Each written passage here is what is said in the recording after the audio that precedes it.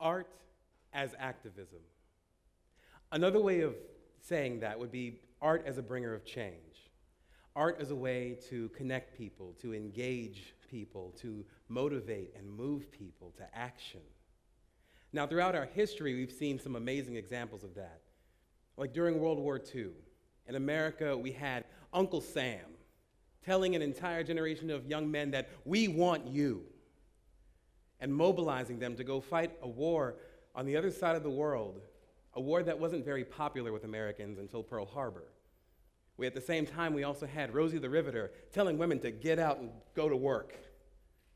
And for the first time, women joined the workforce in America en masse, forever changing the face of that workforce. And Rosie herself became an icon for feminism. Another example we have is the Harlem Renaissance, where, for the first time in American history, we had black artists and writers creating work that was being seen on the world stage. And for the first time, people saw and experienced a black American perspective. And that work went on to inform the civil rights movement in America and continues to inspire us today to fight for equality and justice. Now, we can point to these iconic and historic examples of art being used in advancing society, in mobilizing society for a cause. But art also does this in smaller ways, sometimes quieter ways. Wherever art is being created and engaged, we see it. We see people being inspired, being motivated, being moved. And this is a concept that I didn't truly understand until only a few years ago. You see, one night, I was performing at Moccasin Bend Brewing Company down in St. Elmo for this event called Strange Bedfellows. It was organized by Christian J. Collier, an incredible local spoken word artist and musician, and Mark Porkchop Holder, who is an amazingly talented blues musician from the area. And what they had done was they took poets and spoken word artists and storytellers, and they paired us with musicians of all kinds to create dynamic and sometimes unusual art to share with people. Now, when I got up on stage and I began my set, I noticed this table sitting in the bar. And they stood out to me because they were the only table in the bar that was almost entirely decked out in camo. And they had patches with rebel flags on them on their jackets and their baseball caps. Now, as a spoken word artist who is an openly gay black man living in the South and whose work primarily expresses my experiences as an openly gay black man in the South, I wouldn't call them my ideal audience. So I kept an eye on them, just in case. And there was one guy in particular at that table who was absolutely wrapped with attention. I mean, he was hanging on every word. And normally, as a performing artist, that's exactly what you want. You want a captive audience. But this was different. I mean, you could see the gears just grinding. You could just see there was a lot of thought going into what he was experiencing. So I was a little concerned. Now, I get through my set, and we get through the show. It was a great night. We had a blast. We had a good time. We made a little money, all good things. Then after the show, I'm out in the parking lot, and I'm talking to Mark Holder about the show, and that guy from that table, the one that was staring a hole in me, he comes out the front door, and he makes a beeline for me. He comes right up to me, and he says, "I need to talk to you." My response was, "Oh, really? About what?" In my head, I was thinking, we gonna do this? Are we gonna do this? We might have to do this. All right. And then he goes on, and he says, people like you,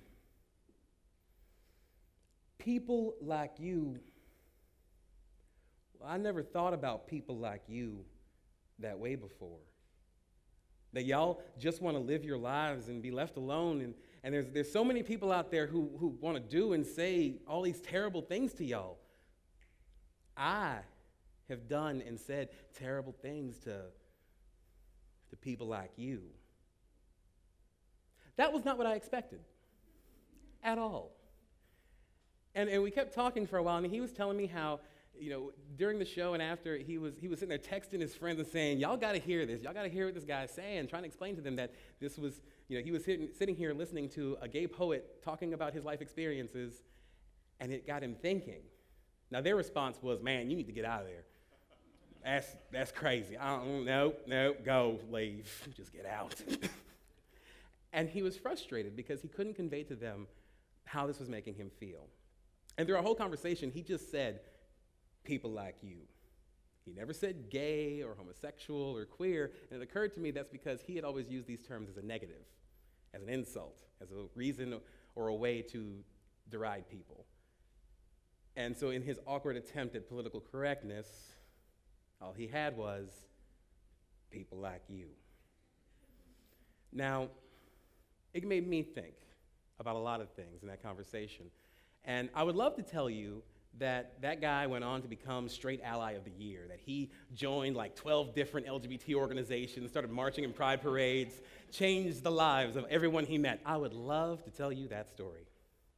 But I don't know, because I haven't seen that guy since. But what I do know is that that night, that conversation, that experience began to change how I looked at my art and the art of others. It made me realize that it's not just entertaining people, it's not just creating something for an aesthetic, that it actually does connect with people. That art has an emotional and personal component to it that can make people think. It can change them. I mean, we live in an age of cynicism where it's like, oh, you can't change anybody's opinion. You know, no matter what you post on Facebook, you're not going to change their minds. That might be true. But to have an actual personal connection with someone, you can change them. You can change the world around you. And embracing that philosophy, taking that idea and making it a part of my life, has led me to become the president of Tennessee Valley Pride, to become the co-chair for Tennessee Equality Project for Hamilton and Bradley counties, and to be involved with a variety of movements and organizations and actions to fight for equality and justice on a variety of levels in our city and in our state. All because I'm an artist who is out there telling my truth and willing to use it to affect people and to bring about change.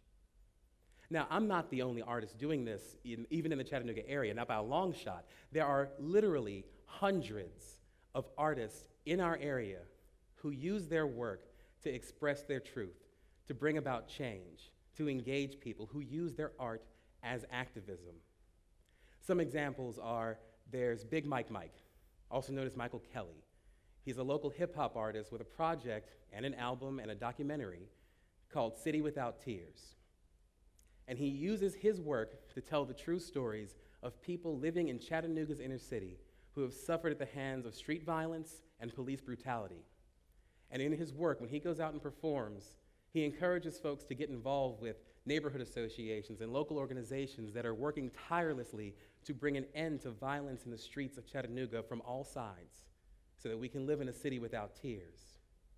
We have people like Ann Law, co-owner of Barking Legs Theater, an incredible dancer, choreographer, teacher, and mentor who throughout her career has used her art to champion a number of causes, including putting together a one-woman show that told the story of her survival of breast cancer.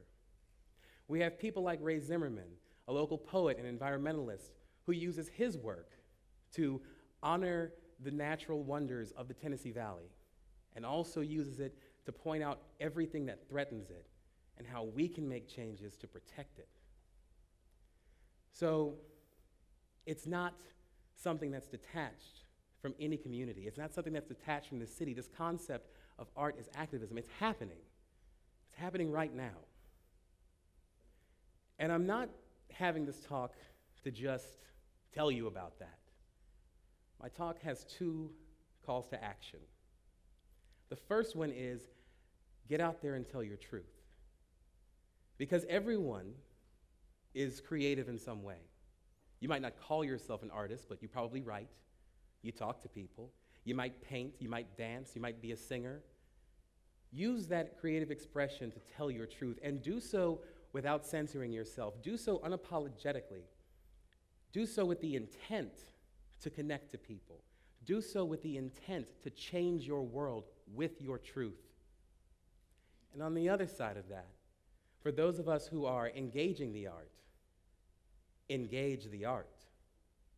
Don't just come in and hear a performance or look at a painting or walk past a sculpture. Smile, nod, applaud, and go on. If it moves you, let it move you. Let it spark conversation with the people around you who are also experiencing that art.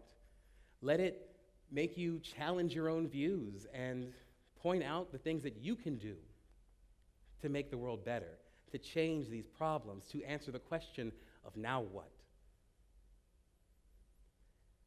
Now with that, I am a performer, so I would be remiss if I didn't take advantage of the stage, these lights, and all you beautiful people. So I'm going to leave you with my original piece, which happens, coincidentally of course, to be one of the pieces that was part of my set the night that that young man came up to me and we had that conversation that began to shift my perspective on art. And it leaves you with a question. Why don't you come and see me sometime? Up here, on this stage, bearing my soul, not for everybody out there, but for you, and only you. You should see me rage against the cage of a page, for it feels like an age, but is only eternity, with a certainty that what's hurting me internally and burning me is to not see you in my crowd. I am not a performer doing it for a thrill. I am an informer looking to fill you with my stories, wrap you in tapestries woven of my skin so I can let you in and show you that I do indeed have a heart. But that part is not your concern. You care not that I yearn to be seen as an equal, a brother and a son to all the world's people, whether here on this stage or under your steeple. I don't want you to love me. That's too much to expect.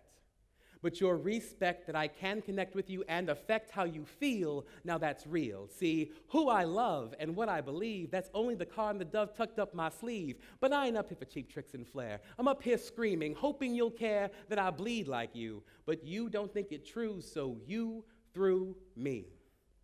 Under that cross, not carrying the cost, not grieving my loss, because you'd rather be boss than brother to me and my lover, under the cover of a book that you took and you shook until all the love fell out. But see, I believe the Bible was not written for libel, yet you say my tribe will take down society? Now, forgive my impropriety, but I'll not sit by quietly while you abuse piety to try and lie at me, calling hate love and love abomination, because I'm growing impatient with you running this nation with a man plus woman equation, an evangelical invasion of my house and my home and my House of Representatives. I'm going to need sedatives until something gives, and I'm free to live without your lies about my God ruining our country. So, why don't you come and see me sometime? Up here, on this stage, bearing my soul. Not for everybody out there, but for you, and only you.